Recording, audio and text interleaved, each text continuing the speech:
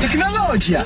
Matumizi yangu ya internet naweza nikasema yamechukua asilimia kubwa kwenye maisha yangu kwa hivi sasa, na inakuwa ni kwenye nyanja zote. Kiwango ni kikubwa cha mafanikio kuliko awali, na hii yote inatokana na mitandao inatazamwa na watu ambao wengine huwaoni. Kuna kitu niliwahi kujutia kukiposti, lakini baada ya kuona kwamba hiki kitu sijafanya sawa, nilikifuta immediately. Nilitapeliwa kabisa mtandaoni. Kipindi nasoma chuo, ada ilikuwa imepelea. Nikapita kwenye magrupu ya WhatsApp hapo, nikaona kuna mtu anasema yeye anakopesha, na anakopesha kwa riba nafuu. Ambalo wengi ndio linaoingiza matatani ni kujiunga na linki mbalimbali ambazo hujui usalama wake ukoje. Teknolojia. Elimika kiteknolojia. Elimika kiteknolojia ya leo tarehe 25 mwezi ni wa 3 2026. Tunatazamia tabia ya kidijitali ya kimaadili inayohusika. Hapo tunaangazia mambo mengi sana, na nikukumbushe tu kwamba kipindi hiki ni sehemu ya program ya mpango wa ushirikiano kidijitali Tanzania kupitia shirika la Tech and Media Convergence kwa ufadhili wa ubalozi wa Marekani Tanzania kwa ushirikiano na idara ya ofisi ya masuala ya Afrika nchini Marekani. Yako mambo mengi ambayo programu hii imelenga kuyafanya, lakini baadhi ya hayo ni kuweza kuwasaidia wananchi kupata uelewa juu ya matumizi sahihi ya mitandao ya kijamii, lakini pia kugundua fursa na hatari zilizopo katika maendeleo haya makubwa ya kidijitali. Na leo tutajifunza mengi sana kutoka hapa kwenye upande wa mitandao ya kijamii.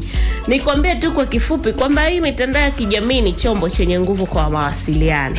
Ambao tunafanyia biashara, pia kuna watu tunapata elimu huko, lakini kama haitoshi tunaburudika.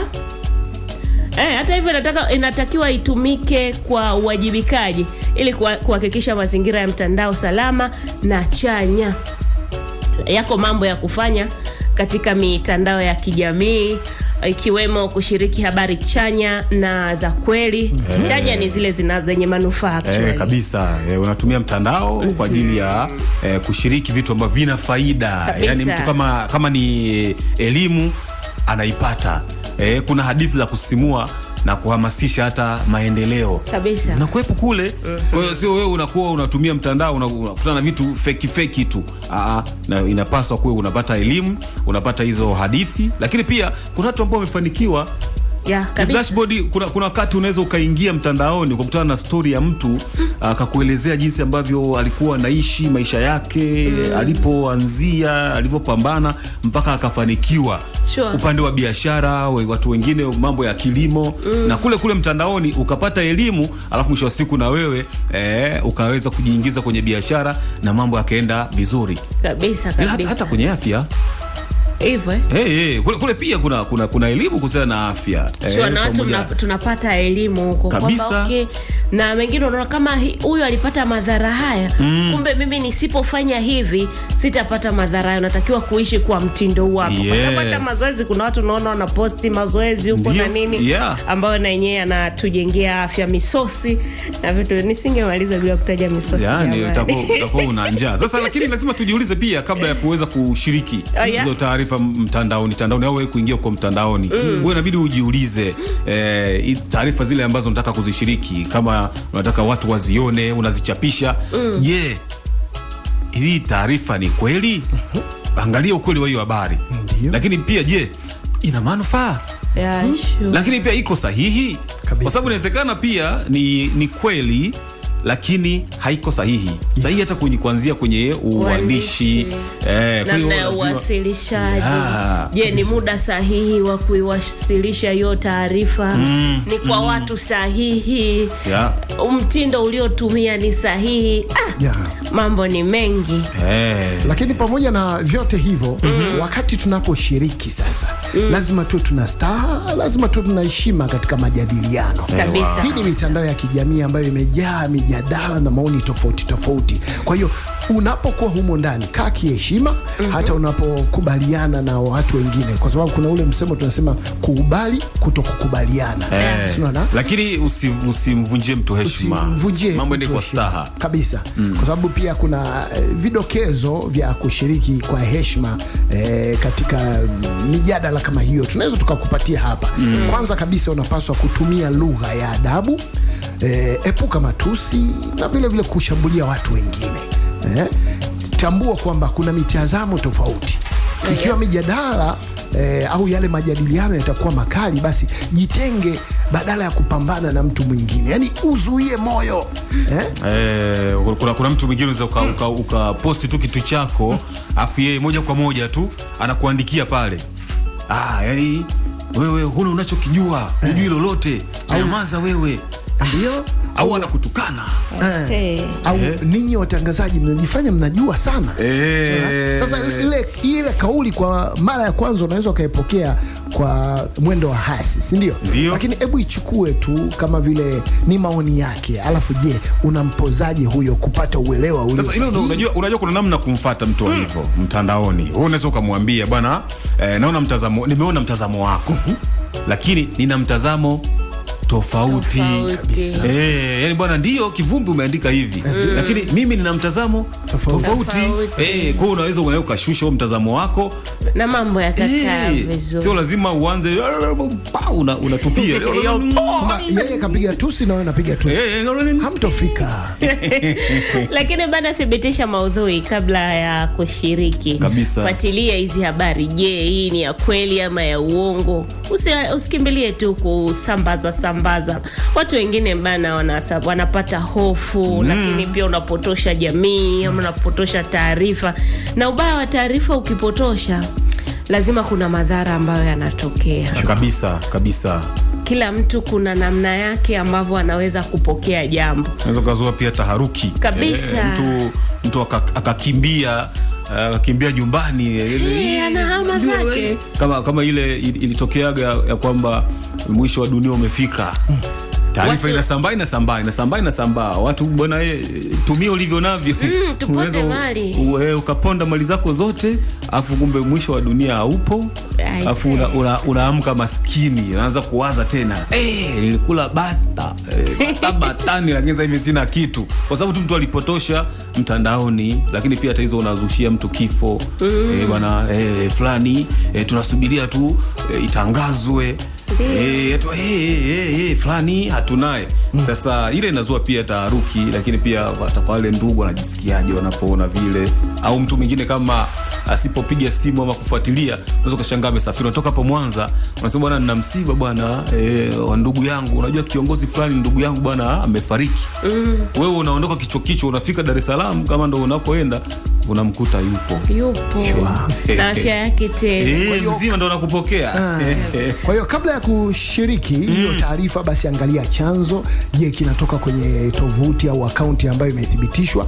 Vile vile thibitisha vyanzo vingine. Je, vyombo vingine vya habari ambavyo vinaaminiwa vimeposti habari hii? Unazama pale Jembe FM, unatizama, je, wameposti taarifa hii? Angalia vipaumbele. Je, habari hiyo ina lengo la kudhibiti au kuchochea hisia? Moja kati ya mambo ya muhimu sana. Na mjadala unavyoendelea, kuna mwanafamilia anatamani naye achangie chochote kitu. Sasa mwanafamilia, changia kupitia 0797 779 735. Tutumie ujumbe wako mfupi kuhusiana na hiki ambacho kinaendelea hapa, na tukuhakikishie tu sisi tutausoma. 0797 779 735. Hii ni Jembe FM kutoka 93.7 na tuko katika Elimika Kiteknolojia. Baki huko. Kila mzazi ana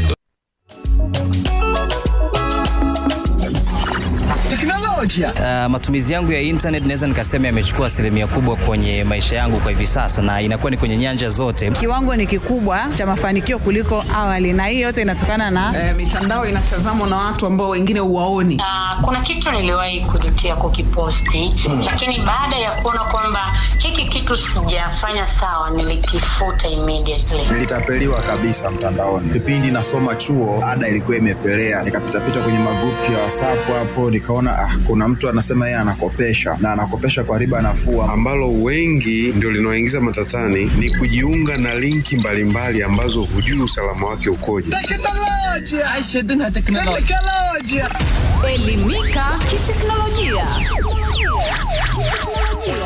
Elimika kiteknolojia na 93.7 Jambo FM. Wani ni Drive Mix mpaka 1 kamili za jioni, na leo tunaangazia tabia ya kidijitali ya kimaadili na inayohusika. Tumeyatazama mengi na tunaendelea kuyatazama hapa na wewe.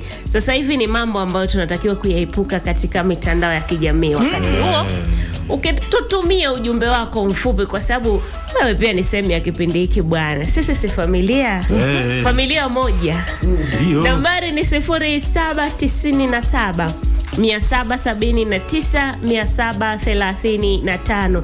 Tutumie huko ujumbe wako mfupi 0797 779 735. Nimekwambia ni mambo ya kuepuka katika mitandao ya kijamii. Bana, epuka kushiriki katika kudhalilisha ama kudharau watu mtandaoni. Kabisa. Na mambo ya udhalilishaji yako mengi. Ni pamoja na matusi, viko vitisho, majina mabaya, ubezwa. Yes, yote wote huo ni udhalilishaji. Kwani udhalilishaji bwana una nini? Una madhara mengi. Kwa sababu kisha nidhalilisha, hujui mimi nitapokeaje. Itavunja uhusiano wetu. Hatutakuwa tena na maelewano. Lakini kisheria uko ndo hatari. Yako makosa ya kimitandao. Kabisa. Hivyo tujitahidi tuweze kuepukana na namna hii hapa. Namna ya kuzuia ni simple sana. Fikiria kabla ya kuandika, lakini unaweza ukaripoti machapisho mabaya badala ya kushiriki. Kushiriki ni kushare kule kulale, tunaforward, tunafanyeje. Cheki habari hiyo, no, iripoti, mambo yaishe. Lakini tumia yale maneno ambayo yanaweza kumsaidia muhanga kwa kutoa msaada na mambo yakakaa vizuri. So unamkandamizia mtu amepata shida, halafu wewe unamwandikia maneno mazito zaidi, unaweza ukamsababishia mtu akachukua hatua nyingine zaidi ambayo inaweza ikamdhuru. Kwa hiyo haifai. Lakini pia inabidi uepuke pia kuchapisha taarifa za kibinafsi za kijamii. Lakini pamoja na kuzichapisha, hata pia usishiriki namba yako ya simu, anwani ya nyumba au mahali pa kazi. Kumbe haitakiwi. Epuka. Sasa mtajuaje mimi nakaa wapi? Utajua tu. Si muda mrefu hapa. Nakupa. Lakini pia nambari yako ya kitambulisho au maelezo ya benki usishiriki ama usichapishe, na maelezo binafsi ya familia, watoto au marafiki bila idhini yao. Sasa pale kwenye swali lako dashboard ukasema kwamba kwa nini, si ndio? Kwa nini nisishiriki? Hivi hii ina madhara gani? Wahalifu mara nyingi wanaweza kutumia taarifa hizi binafsi kwa wizi wa utambulisho, na vile vile ulaghai pamoja na udukuzi, au kupakia habari nyingi za kibinafsi kunawezesha wahalifu au wadanganyifu kukufuatilia. Kwa nikiweka pale nyumba unakoishi, mahali ninapofanyia kazi, mtoto wako anasoma wapi, nini imepanda, nini imeshuka, nini taratibu zake, au hata wewe mwenyewe wakati umesafiri. Tulizungumza last time, unaposafiri unaposti kwamba bana ndugu yangu bana, ndio hivyo bana, niko njiani nasafiri kuelekea sehemu fulani bana, mniombee. Si ndio? Unaona ni nia njema kabisa. Unaona nia njema kweli, lakini kumbe wahalifu wanasoma huo mchezo wakijua kabisa kwamba bana, nyumbani pale wamebaki empty. Hakuna mlinzi mzuri. Unaona? Wanakuja wanafanya mambo yao ya kwake. Unaona? Na vile vile kuna wale matapeli ambao wanatizama nyendo zile za shule ambazo wewe una posti pale na maelezo yako kwenye mitandao ya kijamii. Kwa hiyo kwa makini sana katika masuala kama hayo. Lakini umezungumzia hilo ni jambo zuri. Ila unajua sasa hivi waajiri na hata shule huwa wanachunguza pia profile za mitandao ya kijamii kabla ya kuajiri au kukubali wanafunzi. Unaomba kazi kama hapa hivi Jembe FM, unaulizwa mitandao yako ya kijamii unatumia jina gani? Bwana huko Instagram, huko Facebook, usui wapi, unataja yale, inabidi uweke yale majina. Ukishaweka inabidi wapekue waangalie kwamba huyu baba ni wa aina gani. Kama huyu mama ni wa aina gani. Labda ulimpa kauli mbovu huko. Wanasoma kwenye comment. Au wanaona na picha hizo kibinafsi ambazo labda hata ni za ndani, yani uko yako. Uko zako chumbani. Umeposti sasa huyu hapana. Kwa hiyo unaweza kukosa kazi kwa kuposti tu taarifa zako za kibinafsi. Kama yeye mwenyewe anashindwa kujistiri, atastiri ofisi yetu. Lakini pia kuna ipo mpangilio ya faragha ya kuweza kudhibiti nani atakayeona kile ambacho kinaonekana pale. Yaani unaweza ukachagua kwamba ndio ukao umekiweka, lakini unakiona wewe peke yako tu. Kwa umekiweka kule kama sehemu ya kuhifadhi tu. Kama bwana umepiga pale, alafu inakuwekea kabisa na kufuli. Inakuonyesha kwamba hii umeifunga na utaona peke yako. Ni wewe tu mwenyewe. Kwa hiyo mtu mwingine hatoweza kuona. Lakini pia kuwa mwangalifu na kushiriki sehemu za mahali. Epuka kuweka alama ya mahali halisi kwa wakati halisi. Inawezekana na kutafuta alafu sasa hivi unaona location umeshare kwa muda huu, umesema kwamba uko Sengerema Airport. Sasa hapo na mimi nakufuata. Kama hakuna, inawezekana sasa kuna beef kama hivyo, naweza nakuja hapo, naweza nikakudhuru, nikakufanyia kitu ambacho si kizuri. Kwa hiyo kabla ya kupakia pia jiulize, je, ningependa mwajiri wangu au wazazi wangu waone hili?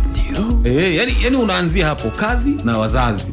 Kwamba hivi mama yangu akiona hiki ni sawa, baba yangu akiona hiki ni sawa. Mabinti kwamba kale kagauni kafupi, pigeni nusu nusu mtu nusu yeye, nusu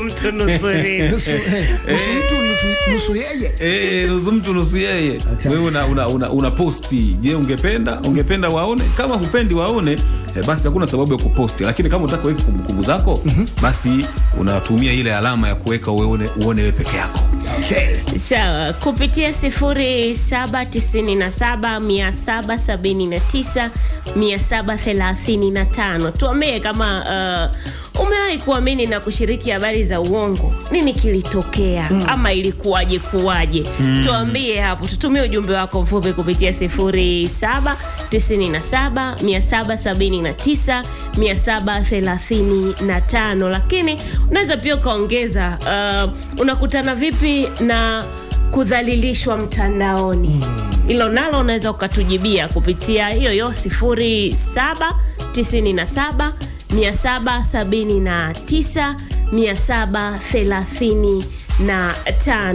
Sasa wadau wetu hapa wako makini na sisi. Na wao wanataka kuchangia mawili matatu kuhusiana na hili. Je, kuamini na kushiriki habari za uongo ilikuwaje? Kutoka kwao. Basi huyu hapa mmoja wapo ni King Kula Master. Moja ya kitu ambacho kimewahi kutokea hasa kwenye mambo ya mitandao nimeshawahi kushirikishwa au kuna mtu ameshawahi kushare na mimi picha za utupu. Yani ni watu ambao wanafanya mambo ya hovyo kwenye mitandao. Sasa walini tag. Sasa walivyo tag, maana yake kama ni wewe ni rafiki yangu unaona mpaka hapo. Sasa kile kitu kiukweli nilijisikia vibaya sana. Sasa mimi nilichokifanya ni kublock ile account, na baada ya kuiblock maana yake nikawa nimejiepusha, lakini kiuhalisia kwamba nilijisikia vibaya kwa sababu kujisikia vibaya inatokana na kwamba mimi pia nilionekana ni mmoja kati ya wale watu ambao labda wanafanya hivyo ama ni wateja wao na vitu kama hivyo, kwa sababu ilikuwa mbaya sana. Hiyo ilikuwa ile picha hata sitaki yani kukumbuka, ilikuwa mbaya sana. Alafu sasa bahati mbaya yule mtu amenitag, nimekuja kujua muda umeenda. Sasa sikujua ni watu wangapi wameangalia, na unajua kwenye hii mitandao muda mwingine watu wanajaji mtu kutokana na picha anazomuona anazoweka, au anashirikiana na watu wa aina gani. Kwa hiyo inawezekana hata kama ni wewe ukaona mbona Mustafa yuko hapa ametagiwa hapa, kwa hiyo kionekana nimetagiwa hapo na mteja huyu au huyu naye anafanyaga haya. Kwa hiyo ilikuwa mbaya sana, nilisikia vibaya sana. Hiyo ni moja kati ya vitu ambavyo nilisikia vibaya, ambayo sikuwa na ridhaa yangu, lakini nilitagiwa, lakini mwisho wa siku nilichukua jukumu la kublock.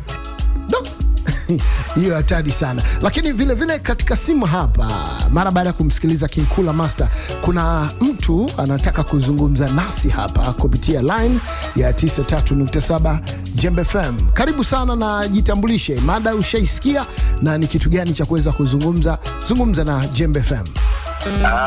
Mimi naitwa Tony Alphonse, lakini jina letu la kikazi la utangazaji wananiita Dr. Tony. Safi sana Dr. Tommy.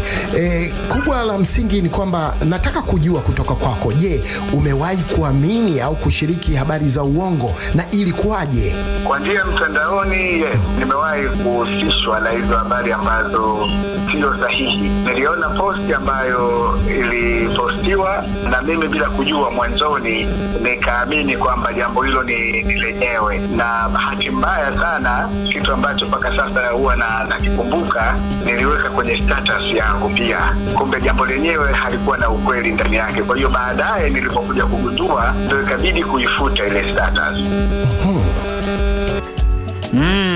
Bwana, shukrani sana kwa simu yako. Lakini kwa hiyo mwingine pia ambao unaweza ukashiriki nasi kwa ujumbe mfupi wa maandishi, endelea kutuandikia na tutajua kusoma ujumbe wako kwa nambari ya 0797 779 735. Lakini pia usisite pia kutuambia, kwa sababu mtandaoni inawezekana pia kuna kitu cha kuhamasisha ambacho umeshawahi kushuhudia ndani ya mitandao ya kijamii, sio tu mambo mabaya. Ukishiriki nasi pia msikilizaji, itakuwa ni jambo zuri zaidi. Lakini tuangazie pia sehemu ya mapendekezo kuhusiana na mambo ya kimitandao. Jamani, lazima tuwajibike mtandaoni, na hakikisha kwamba mtandaoni hauandiki kitu ambacho binafsi hauna uhakika nacho, lakini pia si kuandika tu, hata vile vile usikishiriki kwa watu wengine. Watu wakiona, hata pia utadhalilika kwamba ni fulani ndo kaposti hiki kitu. Sasa kuepuka kudhalilishwa mtandaoni na hadharani, mambo ya chuki. Sasa hapa tunajua kwamba mtandaoni watu wanaandika mambo mengi, lakini kudhalilishwa mtandaoni na hadharani ya chuki ni matatizo ambayo yanaongezeka kwenye mitandao ya kijamii, na vile vile yanaathiri watu binafsi pamoja na jamii. Sasa haya yanaweza pia kusababisha madhara ya kihisia, uharibifu wa sifa na hata madhara ya kisheria. Ndugu yangu, ni muhimu kuwaelimisha watu jinsi ya kutambua, kuzuia na kujibu kudhalilishwa mtandaoni, huku tukikuza utamaduni wa mtandao wa heshima na usalama. Wewe ambaye unaipata hii elimu, usisite kumwelimisha na mtu mwingine, ili tuendelee kubaki na heshima mtandaoni. Sawa, umesema ni muhimu bana. Basi sawa, unatakiwa kuelewa kwamba kudhalilishwa mtandaoni ni kitu gani. Ndio. Kudhalilishwa mtandaoni unaweza kuwa kwa aina nyingi. Unaweza kuwa ni matusi, unaweza kuwa vitisho, unaweza kuwa dhihaka, lakini tabia mbaya inayolenga mtu mtandaoni yoyote ni kudhalilishwa mtandaoni. Sasa anadhalilishwa kwa namna gani? Ziko namna nyingi. Unaweza ikawa ni posti na maoni kwenye mitandao yake ya kijamii, inaweza zikawa zile comment, lakini pia ujumbe binafsi ambao mtu unamtumia aidha kwa email ama vitu gani. Lakini akaunti za bandia ambazo zinatumika kushambulia mtu na zaidi kusambaza taarifa za uongo na uvumi. Tunarudi kule ambako tumezungumza kwa upana sana. Na zaidi ni kushiriki picha au video za binafsi bila idhini yake, haijalishi ni mtoto mdogo ama mtu mzima, kwani yako madhara ya kudhalilishwa mtandaoni. Asa unaweza ukawa unajiuliza madhara ni kama yapi? Sasa kana Aisha kukukuta pia unaweza kutuambia kupitia 0797 779 735 nini kilitokea baada ya kukutana na taarifa za namna hiyo. Unamposti mtoto sasa hivi, wewe unaona ni mtoto wako. Unamposti, unaona naki naye bwana wa kwako, alafu yani yuko utupu au unamuogesha, yuko kwenye beseni unamuogesha, wewe unaposti, baadaye amekuwa anakutana nayo ile picha. Sasa ni mtoto wa kike, picha ile ipo kule, afu naye ameshakuwa mkubwa, unakutana kuna comment fulani hivi zilikuwa za namna gani vipi hapo, umeona? Lakini pia pamoja na hizo comment, hata yeye mwenyewe hapo alipo ataanza kujiona kama anakuwa mnyogovu, lakini pia atajisi kwamba amepoteza heshima, yani kwamba watu wameshaniona, yani hafikiri kwamba nilikuwa mtoto, lakini anahisi kwamba maumbile yangu yanajulikana, watu wamesha yajua. Kwa hiyo anaona kwamba alishapoteza heshima. Na mwisho wa siku unaweza kujikuta kwamba wewe ambaye uliyeposti sasa wakati huo ukakutana na madhara ya kisheria. Ndio kwamba tunafahamu kwamba nchi hivi sasa mbalimbali hapo ulimwenguni zina sheria ambazo zinahusu unyanyasaji wa mitandaoni, au sio? Kabisa. Kwa hiyo mwisho wa siku unaweza kaingia katika madhara kama hayo na ukajipata matatani na mambo yakawa ndivyo sivyo. Kwa sababu tunajua kabisa kwamba mifano iko mingi sana ya kudhalilishwa mitandaoni. Unaweza ukatoa majina mabaya na matusi, kuweka maoni mabaya kuhusu muonekano, mtindo wa maisha, mitazamo ya mtu mwingine, kusambaza uvumi na uongo, kuunda hadithi za uongo, kuharibu sifa ya mtu, na mambo kama hayo. Na wakati mwingine kutengwa, kumkataa mtu kutoka katika makundi au majadiliano ya mtandao, ndio kama tulivyoona kule mwanzo. Vile vitisho vya kuogofya, kutumia lugha ambazo unaweza ukaathiri mtu, ukampa hofu na mwisho wa siku akaingia katika matata kama hayo. Lakini wewe ambaye unakutana na hilo, unacha kufanya, yani kwamba ndio mmenidhalilisha, mmeniandikia comment hizi, mmeniambia komwe ficha komwe hilo. Komwe nao unadhalilisha. Wewe si umenidesa. Sasa kama kuna sheria ya nchi gani ile ilitaja kusema na kipara? Ukimtaja mtu kwa kipara chake ni shida. Ukimuita kipara, yani kuna sheria. Unatozwa fine au unakwenda jela. Ndio. Sembuse kumtaja mtu na komwe lake. Sasa hiyo mbaya. Lakini urembo unabebwa na komwe. Hivyo sitakuwa nimesifia Sasa inategemea na mapokeo yake. Na kama akipokea hasi unaingia matata. Yes, lakini sasa wewe ambaye umeandikiwa hivyo usijibu. Kwa sababu kujibu kwa hasira kunaweza kuongeza hali hiyo, wewe ukafanya zaidi ya hapo. Yeye amesema komwe, wewe ukamwaga mtusi mkubwa. Ikawa tatizo. Lakini pia kama ukiona hizo comment, wewe piga picha. Yani hifadhi uthibitisho wa kudhalilishwa endapo hatua za kisheria zitatajika, kwamba na mimi sinataka nikamripoti mambo kwa ushahidi. Mambo kwa ushahidi, una screenshot pale chwa, alafu bwana ni huyu hapa ameandika hiki hapa. Lakini zuia na ripoti. Mitandao ya kijamii inawezesha watumiaji kuripoti tabia mbaya. Lakini kama ukienda mbali zaidi, tafuta msaada. Zungumza na marafiki wa kuaminika, zungumza na familia au hata mshauri, kwamba bwana nimedhalilishwa mtandaoni, nimeandikiwa hiki, basi unaweza ukashauri afu mambo yakakaa vizuri. Lakini zingatia hapo jamani. Zungumza na rafiki wa kuaminika. Zingatia hapo. Ripoti pia kwa mamlaka, kwamba ikiwa kuna vitisho au unyanyasaji mkubwa, ripoti kwa mamlaka, mambo ya kisheria yaweze kufuatwa. Sawa, hapo ni wewe ambaye umedhalilishwa. Lakini sasa kuna namna sisi wengine tunaweza tukawasaidia waathirika wa kudhalilishwa mtandaoni. Tunawasaidia kwa namna gani? Kwanza kuwa msaidizi, si msimuliaji. Bila shaka nimeeleweka. Sema neno dhidi ya kudhalilisha mtandaoni unaposhuhudia. Lakini toa msaada, mwambie muhanga kuwa si peke yake, mtie moyo bwana. Lakini himiza kuripoti Hilo ndo swala kubwa, kwa sababu sheria zipo. Wasaidie kuripoti swala hilo kwa majukwaa au mamlaka husika. Kama pia umeipitia hizo changamoto ama kumsaidia mtu, si mbaya kama ukashare na sisi kupitia 0797 779 735. Are we together? Tuko sawa. Tunaendelea kuelimika teknolojia. Na wadau wetu hapa wanatuambia hapa nini maoni yao kuhusiana na hiki, kwamba je, umewahi kushuhudia kudhalilishwa mtandaoni na kipi ulikifanya? Tuanze na huyu hapa. Moja kwa moja nilitoa taarifa sehemu ambayo inahusika, ambayo inaweza kusaidia au kuchukua hatua zaidi za kisheria kwa huyo mtu ambaye amefanya swala zima la udhalilishaji. Udhalilishaji nimeuona kwa watu wengine ambao ni marafiki zangu kule mtandaoni. Kuna vitendo hivyo vya udhalilishaji vinafanyika kweli. Kuna mtu nayemfahamu, picha zake zilivujishwa mtandaoni, ni vitu ambavyo vinafanyika. Okay, ni kipi kilitokea au alikwambia ni kipi kilitokea mpaka picha zake zikavuja? Ilikuwa ni swala la mahusiano. Unajua kwenye mahusiano mnaaminiana. Kwa hiyo anasema kuna picha hizo za faragha ambazo alizipiga yeye na mpenzi wake.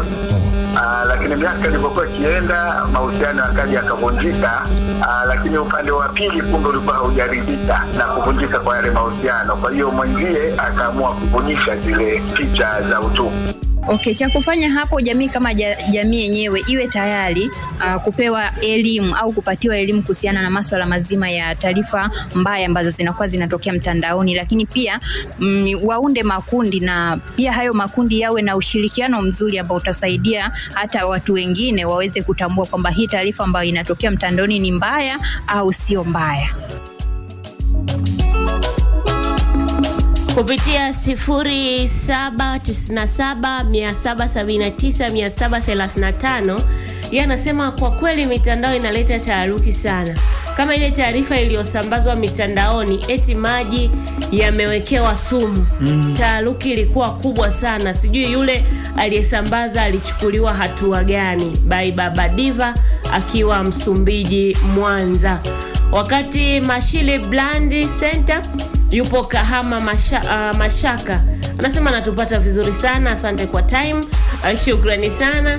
Kiukweli mtandaoni mimi kazi yangu huwa ni kusoma tu, huwa sishiriki habari yoyote mtandaoni. Ikiwa habari inatija nitawaambia watu wangu wa karibu kwa mdomo. Hajasema anaitwa nani jamani, wala yuko wapi. Lakini Amani kutoka Kagera, yeye anasema anawaasa watumiaji wa mitandao ya kijamii kuwa makini, watapeli wamekuwa wengi sana. Nimalize na Delson, naona watu wananiangalia hapa. Yuko Kisesa. Mchango wake anawaasa watumiaji wa mitandao kuepuka kusambaza maudhui mabaya kama utapeli, udanganyifu na kadhalika.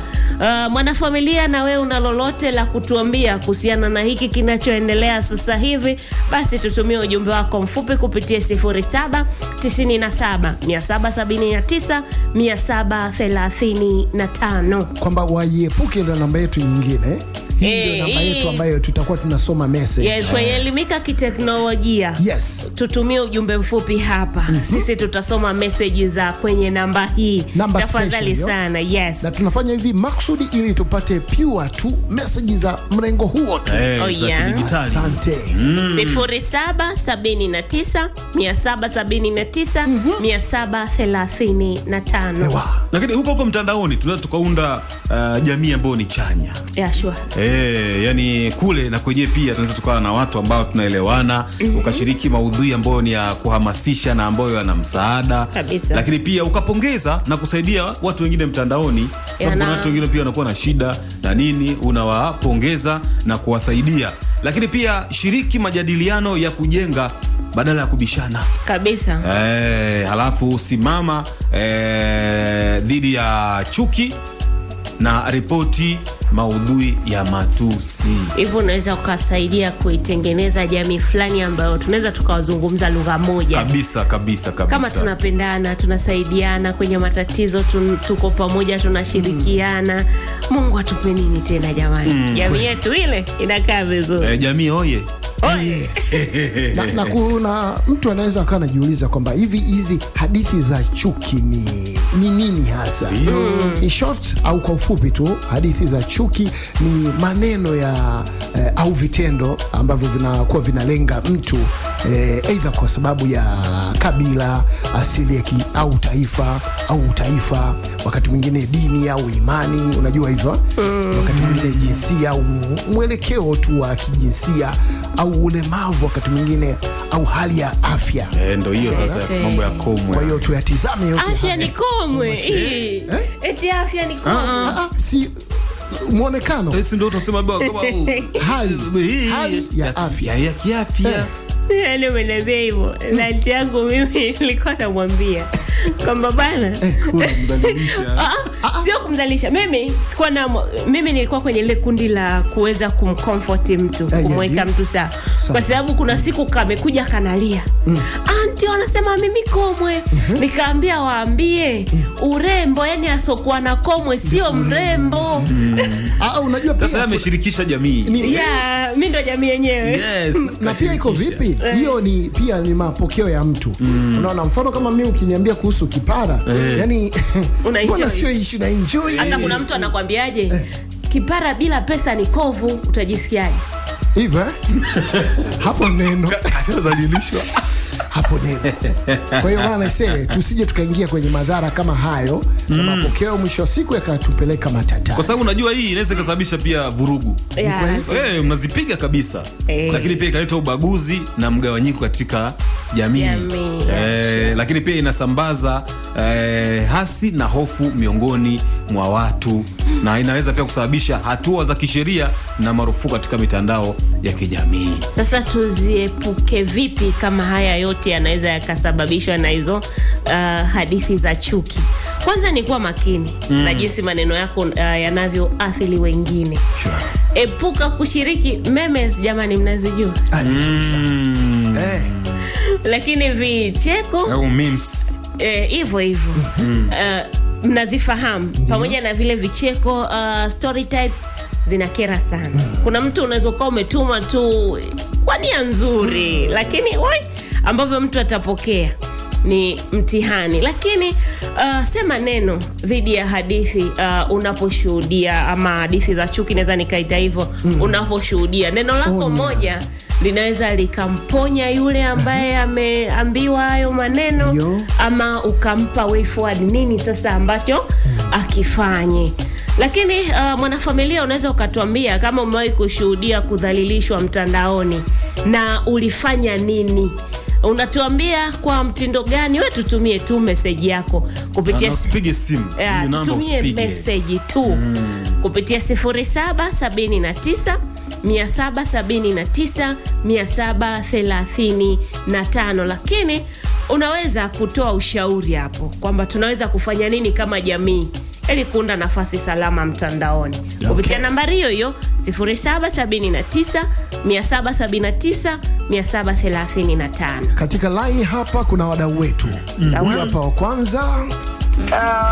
Ni kwa wakati mwingine ukiona kama watu wamezidisha, unaona kuna uhuru kama mpitiliza hapa, ni nzuri hapa ni ya kumute kule kwenye comment, kama kuna baadhi ya wengine wakinyaga hiyo.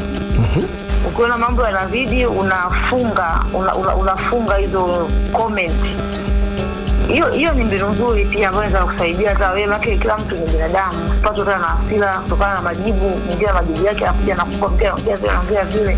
Kwa hiyo ni mbinu nzuri, lakini pia mbinu nyingine zikiwepo sheria mbalimbali za kuzuia watu yani kutokuwa na uhuru wa kupitiliza, wa kusema ni kile ambacho mtu anajisikia tu ili mradi yani amesema. yani zikiwepo kama zinaweza kutungwa pia inaweza ikasaidia, na kama mtu yoyote ambaye akiwajibishwa ikiwa kwenye mitandao, pia kwenye peji mbalimbali za serikali, za viongozi, watu wajue kwamba kuna hatua zinachukuliwa, mtu akiwa na uhuru wa kupitiliza huko kwenye mitandao. Okay. Bana, shukrani sana. Tisha. Kwanza ni kuanza na vijana wetu, nikimaanisha kwamba watoto pia, kwa sababu hivi sasa watoto na wenyewe ni wateja au watumiaji wa hizi simu, na wengine wana akaunti zao kabisa. Kwa hiyo kama tutatoa elimu kwa watoto, na watoto tunatakiwa tuwaambie kabisa kwamba teknolojia haisahau. Kwa hiyo chochote ambacho atakiposti ambacho hakitokuwa kizuri kwake kitaishi. Lakini lingine ni kuwafahamisha vijana wetu. Unajua vijana sana sana pia nao wanajisahau, ya kwamba tutumie mitandao kwa faida, lakini zile taarifa pia binafsi ni vema tukazilinda, kwa sababu taarifa binafsi zinaweza zikachezewa huko mtandaoni, kwa sababu ni sasa mtandaoni kuko wazi sana. Kwa hiyo kama utaweka taarifa binafsi za kwako pia pale mtandaoni wazi, zinaweza zikaja zikakusumbua baadaye. Kwa hiyo mimi nadhani tuwe na kiasi katika matumizi haya. Lazima tuchore mstari pia kwamba wapi tunaishia, tusianike kila kitu mtandaoni. Sawa, nini sasa tunachotakiwa kukifanya? Sasa hivi tugeukie upande mwingine ili tuweze kuelewa haki na wajibu wa kidijitali. Ni kwamba bana, katika dunia ya kidijitali ya leo, watu tunatumia mitandao ya kijamii kwa kuwasiliana, biashara kama hivyo, elimu, lakini pia na burudani kama ambavyo tulizungumza hapo mwanzo. Kadanse zipo huko pia. Watu tunashare nini, watu tunaangalia vituko huko na nini, watu wana create mavitu afu na enjoy, siku zinaenda kabisa. Sasa kama yote hayo yanapatikana huko mitandaoni ambako kwenye kidijitali ambako tuko sasa hivi na ni maisha halisi, basi ziko haki pia, haki na wajibu. Sasa tutazame haki za kidijitali ni zipi ama ni nini. Kwanza tuanze kwa haki za kidijitali. Huu ni uhuru na ulinzi ambao kila mtumiaji wa mtandao anastahili wakati akitumia majukwaa ya mtandaoni. Sasa haki hizo ni zipi? Wewe kama mtumiaji ama mimi kama mtumiaji ninayo haki ya faragha. Inamaanisha nini? Data zako binafsi, yani namba ya simu, kitambulisho, picha, mazungumzo, zinapaswa kulindwa dhidi ya ufikiaji usioidhinishwa. Unajua hapo wengi watu nakosea. Lakini ipo namna kuweza kuzilinda vizuri hizo faragha kwa kutumia nywila ambazo ni ngumu, kwa maana ya password, na unawezesha pia uthibitishaji wa hatua mbili kwenye mitandao ya kijamii pamoja na barua pepe kabisa. Lakini pia inabidi ubadilishe mipangilio ya faragha ili kudhibiti nani anaweza kuona machapisho yako.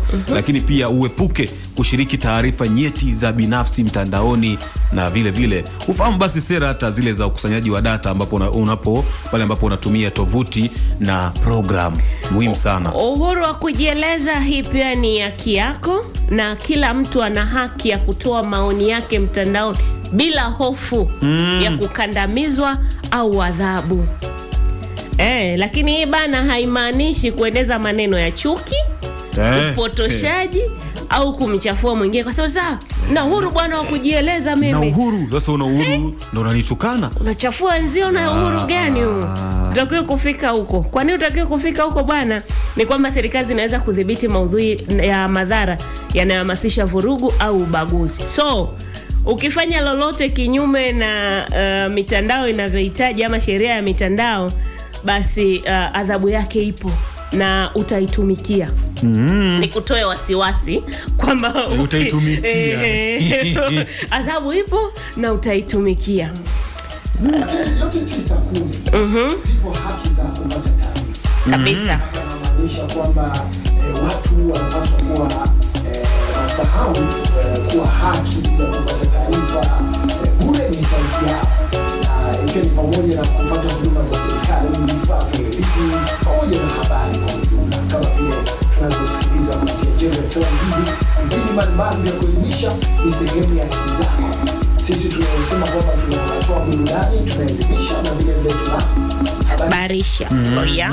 Lazima tuwe na vihusishi hivyo ili mwisho wa siku wewe ambao unapokea hiyo haki yako basi upate katika quality kabisa. Pamoja na hivyo changamoto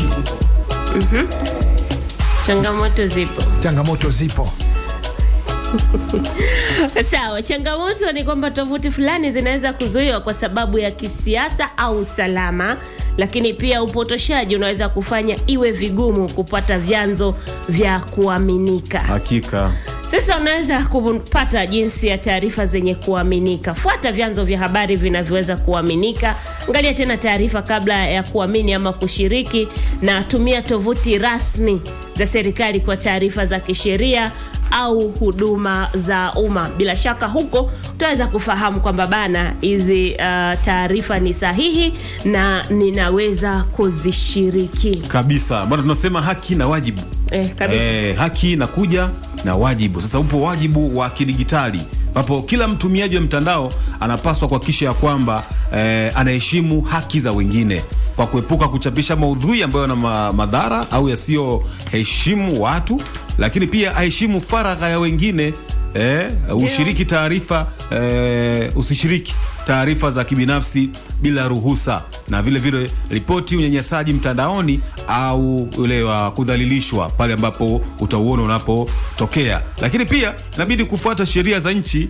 Na niliwatoa wasiwasi. Kwamba sheria ipo itafuata mkondo wake. Sasa bwana, usieneze taarifa za uongo, kwa maana habari bandia ambazo zinaweza kupotosha au kusababisha wasiwasi. Usishiriki pia kwenye udanganyifu mtandaoni au uhalifu wa mtandao. Elewa kwamba uhuru wa kujieleza haukupi uhuru wa kutokuwa na madhara. Kabisa, na ili mambo yaende vizuri basi changia chanya katika jamii ya mitandao. Unachangiaje chanya? Ni shiriki maudhui ya kielimu na ya kuinua.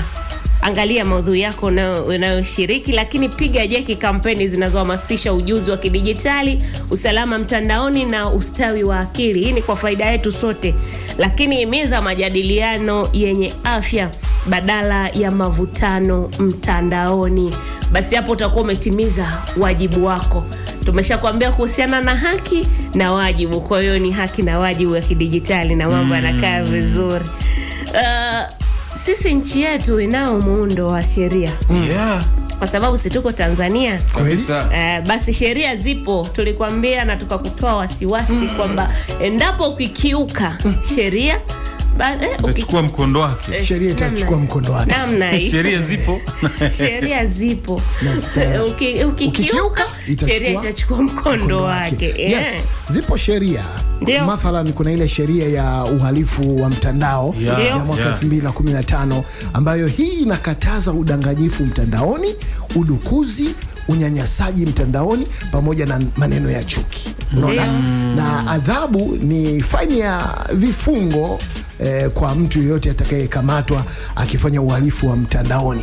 Na vile vile kuna sheria ya ulinzi wa data. Hii ni mwaka 2022. Yes.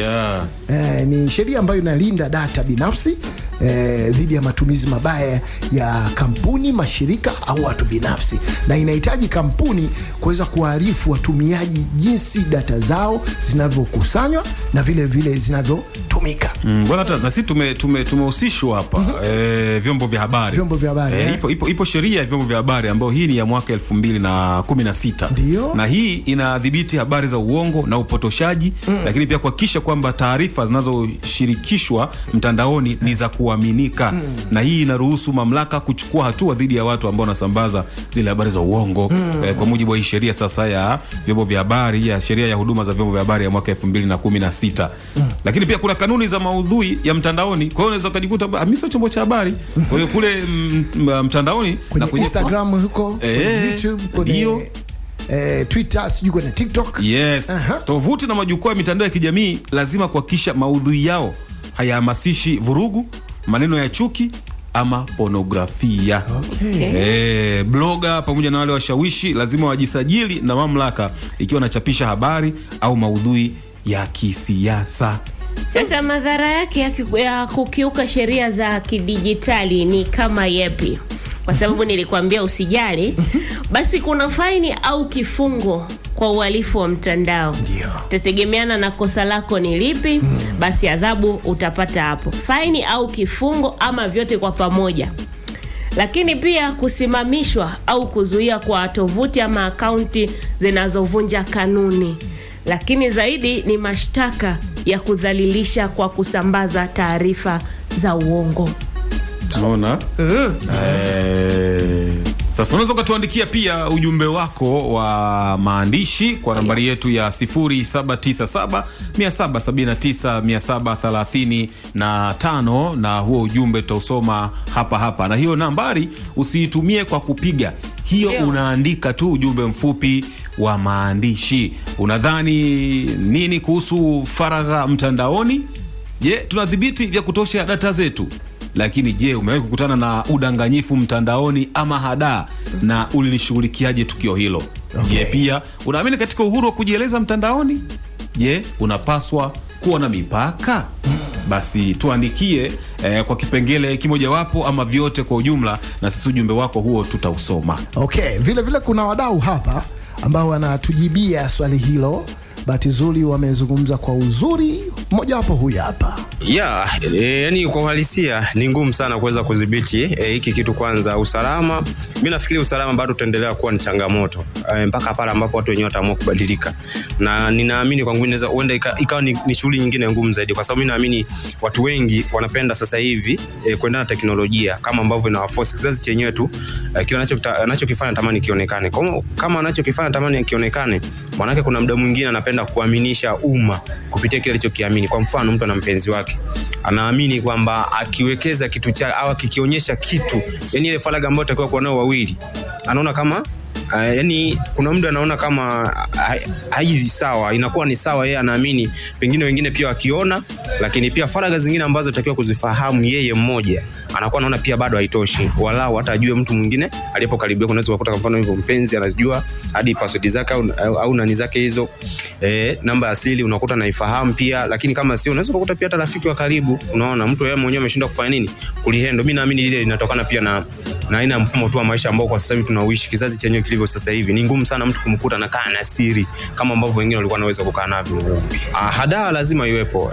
Sema sikuwahi kuingia kwenye mtego, niliwahi kuishtukia mapema, kwa sababu kuna muda unaweza kaingia kwenye mitandao ya kijamii unakuta kuna linki wanakuambia fungua. Kwa kabla mambo hayajawa mabaya, kuna muda mwingine unashtukia tu kwamba wewe kwa nini umeingia kwenye mtandao wa kijamii. Unajua muda mwingine unapokuwa unaingia kwenye mitandao ya kijamii lazima ushtuke kwanza, kwa nini umeamua kuingia kwenye mtandao wa kijamii. Ukishalijua ile nafikiri itakuongoza vizuri. Imagine unaweza kukutana zile message unakuambia fungua hii hapo utapata kitu fulani, lakini muda mwingine ukiangalia ile linki, angalia hata mtu aliyekutumia, muda mwingine unakuta mfahamu, lakini pia hata mtu unaweza kuwa unamfahamu inakubidi ushituke. Kumbe unaweza kukuta aliyekutumia anaweza kuwa ni mtu wako wa karibu, na unakuta labda tayari wameshambeba. Kwa hiyo na wewe unataka kuingia mle kwenye mfumo, lakini kuna mtu inabidi ushituke wa hakuna kitu chepesi kama hiki, kwa sababu moja kati ya kitu ambacho mimi niliwahi kushtukia, ndio maana nikaogopa kuingia kwenye huo mtego, na ni namna aina ya mtu ambaye nitumia ile message kwamba niingie kwenye kile alafu niweze kupata kitu fulani. Nikaangalia namna ya yeye alivyokuwa, ilikuwa ni ngumu kufanya hivyo. Kwa hiyo mimi nafikiri mitego ipo sana na hii inaendelea sana, lakini inategemea na pia na mtu wewe mwenyewe unakaa vipi na aina hicho kitu ambacho unakutana nacho. Asante sana kwa maelezo ya kina ambayo umeweza kutupatia, lakini bado tuendelea kuelimika kiteknolojia. Sasa mimi nakueleza, inabidi uheshimu faragha za wengine. Faragha ndo usiri. Na faragha hii ni haki ya kimsingi, iwe mtandaoni au hata nje ya mtandao. Na katika dunia ya kidigitali, kila chapisho, picha au kipengele cha taarifa kinachoshirikishwa kuhusu mtu mwingine kinaweza kuwa na madhara ya kudumu.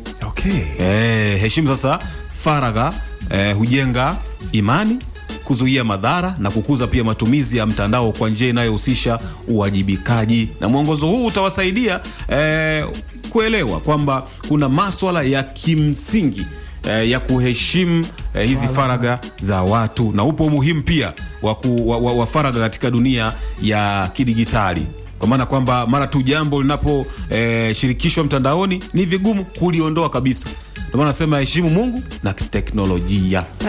Haisahau. Taarifa binafsi zinaweza kutumika vibaya kwa hadaa, wizi wa utambulisho au unyanyasaji wa mtandaoni, na uvunjaji wa faragha unaweza pia kuleta madhara ya kisheria au kuvunja hata uhusiano. Wewe unaona amepostiwa na mtu mwingine. Alafu katika hiyo posti ukiangalia mikao na nini mazingira huyu tayari hawezi kuwa mwana vitu gani. Lakini ruhusa ni concept kwa lugha nyingine, daima uliza kabla ya kushiriki. Hakika. Inamaanisha nini? Hii inamaanisha kwamba unapata idhini kabla ya kushiriki taarifa za kibinafsi za mtu mwingine, iwe picha au video mtandaoni. Hata kama ni rafiki yako, muombe bwana. Hata kama ni mwenzi wako, muulize, nataka nikuposti picha hii, ni sawa? Yeye akwambie, akupe go ahead, wenyewe wanasema hivyo.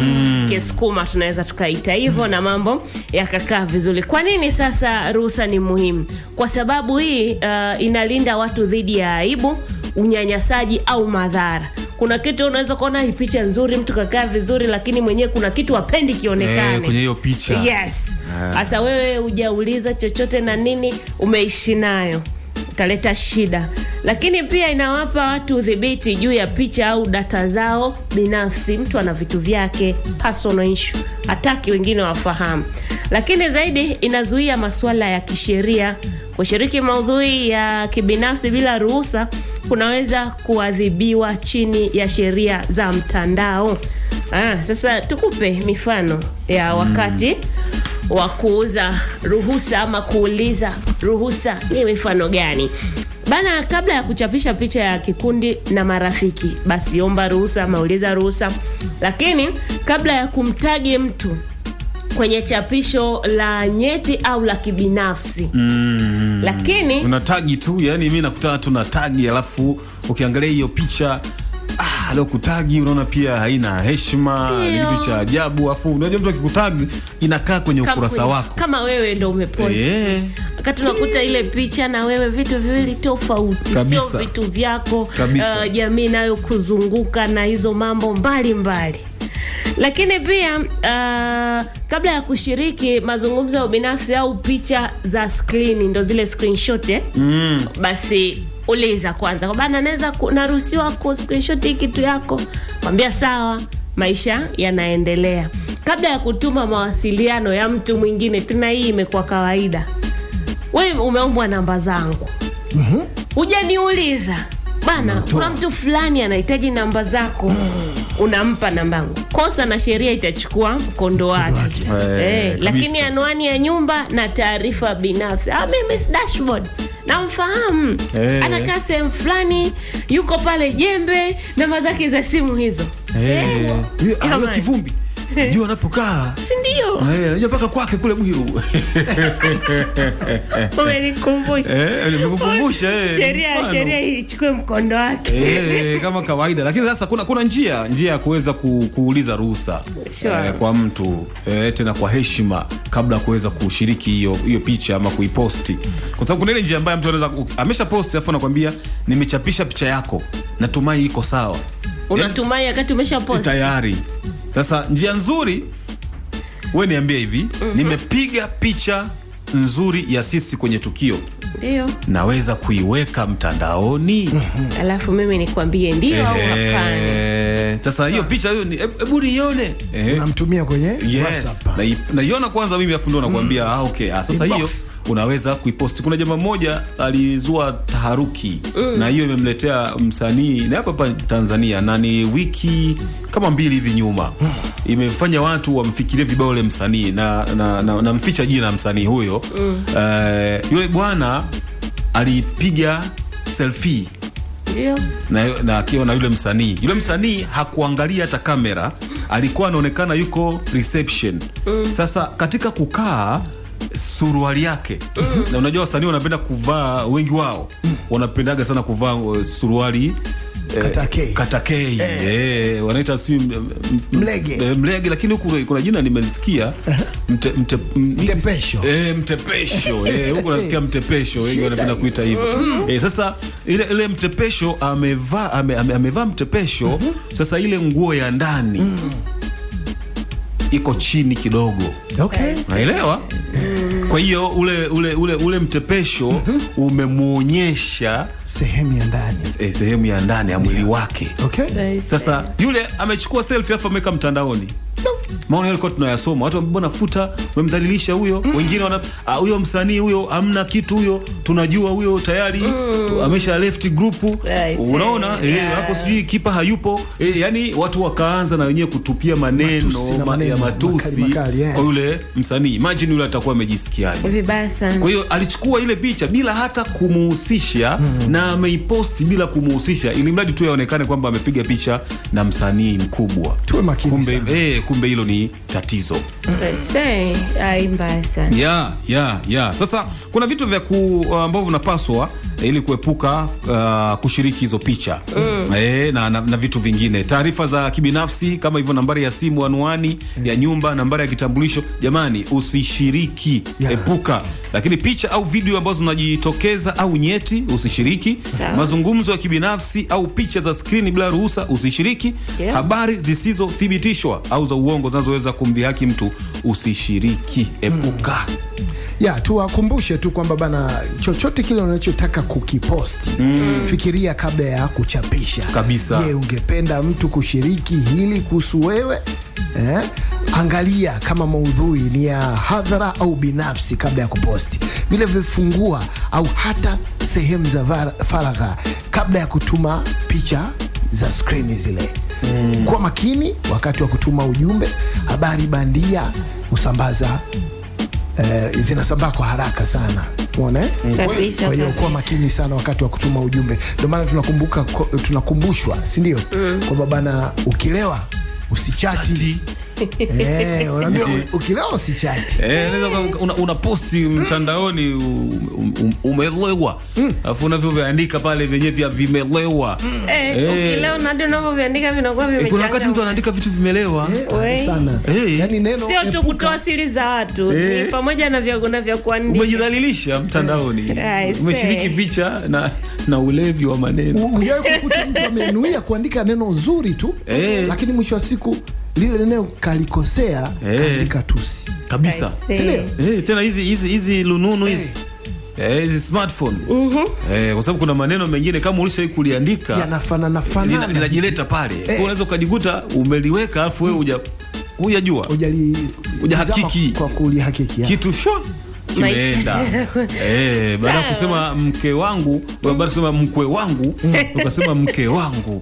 Imeenda kwa mkwe. Imeenda kwa mkwe afu kumwandikia mke. Kutunza heshima ya kidijitali, hii ndio ambayo tumalize nayo siku ya leo, kwa sababu muda nao tunaona unatuvuta mashati. Kuwa mkarimu na heshima kwa wengine mtandaoni kama ilivyo katika maisha halisi. Kuwa na adabu na kujali mtandaoni ni muhimu. Kuna wengine maisha yetu ya binafsi huku ya kawaida, na maanisha nje ya mtandaoni, ni watu fulani poa sana. Poa mno. Nenda sasa huko mtandaoni. Sio yeye. Yani kwanza akikutana yeye wa huko, labda Miss Dashboard wa huko maisha ya kawaida na Miss Dashboard wa kule mtandaoni, wanaweza wakapigana mpaka wavunjani. Bana, sheria za msingi za adabu ya kidijitali: heshimu maoni ya watu bila kudhalilisha au kuwashambulia. Tumia lugha ya heshima na epuka maoni ya jazba. Ya hasira yale.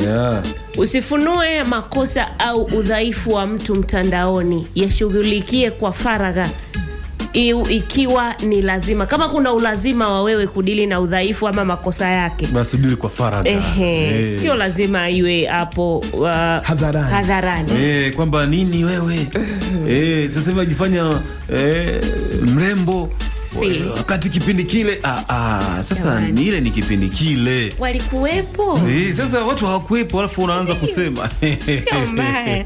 Lakini ripoti unyanyasaji mtandaoni badala ya kuhusika nalo. Isiwe uwezi namna ya kulisolve, ripoti, mambo mengine yaende sawa. Lakini unaweza kuepuka makosa ya kawaida. Makosa ya kawaida ni kama yapi? Kuweka picha za watu kwenye machapisho yasiyofaa au yasiyozingatia. Haya na ulazima haya. Lakini pia kuchapisha picha za watoto bila ruhusa ya wazazi. Wewe mtoto wa kuhusu unahangaika naye wa nini? Kabisa. Lakini weka matatizo ya kibinafsi ya mtu kwa umma badala ya kusaidia kwa faragha. Hii na yenyewe haifai. Hivyo unaweza kuepuka na maisha yakaenda tu vizuri. Kabisa.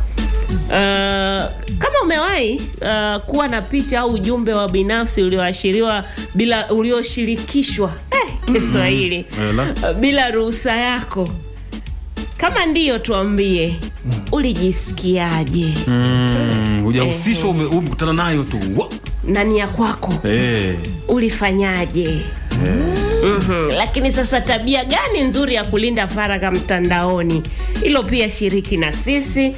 Lakini je, watu wanashiriki habari nyingi za kibinafsi kwenye mitandao ya kijamii huko kwenye kupita kwako? Unakutana na hizo habari? Nambari ni 0797 779 735 0797 779 735. Ndugu yetu wa kuitwa Kinkula Master yeye anatupatia jibu hapa kuhusiana na ni tabia gani nzuri za kulinda faragha ya mtandao. Yani usarabu gani ambao ni mzuri kwa ajili ya kuweza kulinda faragha zako katika mtandao. Karibu.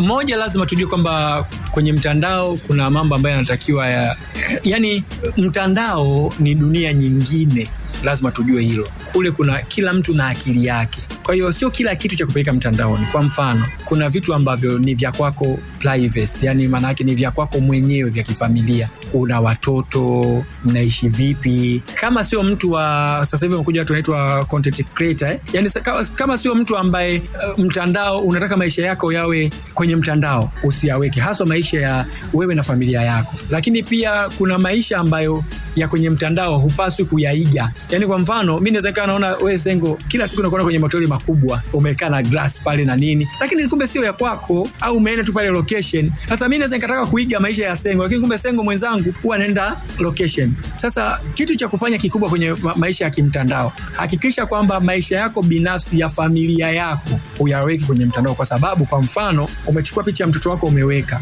kuna mtu anaweza kuja kucomment pale, mbona mtoto hata ufanani naye? Sijui umenielewa. Sasa akisema mtoto mbona usifanani naye, unajua kibinadamu unaanza ama kweli inawezekana utaanza kuhesabu na zile tarehe za kuzaliwa mtoto. Mbona kuna shaka hivi? Ama unaweza kumweka mke wako, mtu akamwambia hivi wewe na uzuri wako wote ukaenda kuoa mwanamke gani huyo? Hivi mimi na mwanamke gani huyu? Sijui tunaona mpaka hapo. Haswa vitu ambavyo upasi kuweka, kwangu mimi naona ni vitu vya kifamilia. Na hata vitu vyako unavyoweka, angalia, kwa sababu haya maisha kwenye mtandao, leo nipo, kesho haupo. Na binadamu tunatembea na kifo. Unajua ni bora niwe sipo, nipo kitandani. Sasa umeweka picha ya utupu, au umeweka picha Sengo umevaa hovyo, mara ajali umededi. Kizazi chako chote, labda kama waamue account kuifanya nini kuifuta, lakini kizazi chako chochote kitakuwa kinaona pale. Tunajua tuna account za wapendwa wetu zipo tu nyingi, si ndio? Kama ulikuwa unaweka vitu vya hovyo, maana yake mtu anaweza kaja akasema hivi huyu Kinkula alikuwa ni mtangazaji wa Jembe. Hebu wewe nikaangalia, anakutana na Kinkula sasa ni mtu alikuwa na post anapiga marijuana, ana post yuko viwanja ni hivi na hivi. Sasa mtoto wake akija kuona kumbe babangu lifestyle yake ilikuwa ni akifuata, akija hata kuambiwa na wazee wake anamwambia jamani, babangu mmemuona. Kwa hiyo vitu ambavyo vinatakiwa kuweka kwenye mtandao, kama sio mtu wa kufanya biashara kwenye mtandao, weka tu vitu vyako, umepiga picha yako fresh umeweka, si unataka tu watu wakuone na vitu kama hivyo. Kama hauna haja, achana navyo. Kuna watu wengine wako kwenye mtandao hana followers, lakini wanaingia, anaangalia taarifa za habari, akimaliza anatoka. Kwa hiyo mtandao pia lazima ujue umeingia kwenye mtandao kwa ajili ya nini. Hilo ni la kwanza. Sio umeingia kwenye mtandao tu. La kwanza la msingi, kila binadamu lazima ajue kwa nini ana Facebook, kwa nini ana Instagram, kwa nini una X zamani Twitter, kwa nini una WhatsApp, kwa nini una Telegram. Yani kila kitu ujue kwa nini uko nacho na una matumizi nacho gani. Haujui hicho, ndugu yangu, utapuyanga. Utapuyanga. Tunashukuru sana Kinkula Master. Amezungumza ama amegusia hapo kuhusiana na watoto na wazazi, namna ya maisha yakaenda. Basi tukuahidi Jumatano ijayo tutaangazia mwongozo wa wazazi na usalama mtandaoni kwa watoto. Kwa leo Elimika kiteknolojia, sisi hatuna la ziada. Mimi ni Miss Dashboard, yuko Albert G Sengo, lakini pia yuko George Kivumbi kuhakikisha kila kitu kimekwenda sawia. Teknolojia. Matumizi yangu ya internet naweza nikasema yamechukua asilimia kubwa kwenye maisha yangu kwa hivi sasa, na inakuwa ni kwenye nyanja zote. Kiwango ni kikubwa cha mafanikio kuliko awali, na hii yote inatokana na mitandao inatazamwa na watu ambao wengine huwaoni. Kuna kitu niliwahi kujutia kukiposti, lakini baada ya kuona kwamba hiki kitu sijafanya sawa, nilikifuta immediately. Nilitapeliwa kabisa mtandaoni. Kipindi nasoma chuo, ada ilikuwa imepelea. Nikapita kwenye magrupu ya WhatsApp hapo, nikaona kuna mtu anasema yeye anakopesha na anakopesha kwa riba nafuu, ambalo wengi ndio linaoingiza matatani ni kujiunga na linki mbalimbali ambazo hujui usalama wake ukoje. Teknolojia. Elimika kiteknolojia. Ni 93.7 Jembe FM kutoka Mwanza, Tanzania. Kabla tujazama katika habari kubwa hoti za siku, nikukumbushe hapa